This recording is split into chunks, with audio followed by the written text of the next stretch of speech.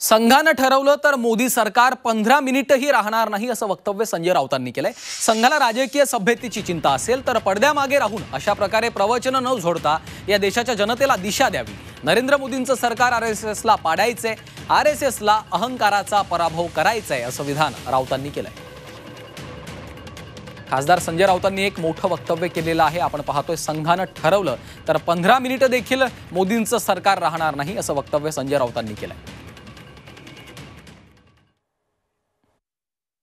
संघाला या देशाच्या लोकशाहीची, सभ्यतेची, राजकीय सभ्यतेची, संस्काराची चिंता असेल तर आरएसएसनं पडद्यामागे राहून अशा प्रकारे प्रवचन न झोडता या देशाच्या जनतेला दिशा द्यावी।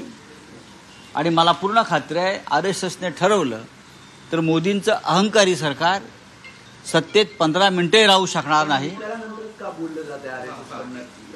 याचा अर्थ असा आहे की नरेंद्र मोदींचं सरकार त्यांना पाडायचं आहे आणि अहंकाराचा पराभव करायचा आहे। भारतीय जनता पक्षाचं सध्याचं सरकार जे आहे, मोदीचं अहंकारी सरकार, याला सुरुंग लावण्याचं काम जर त्यांची मातृसंस्था करत असेल तर ते राष्ट्रीय कर्तव्य पार पाडतायत असं मी मानतो।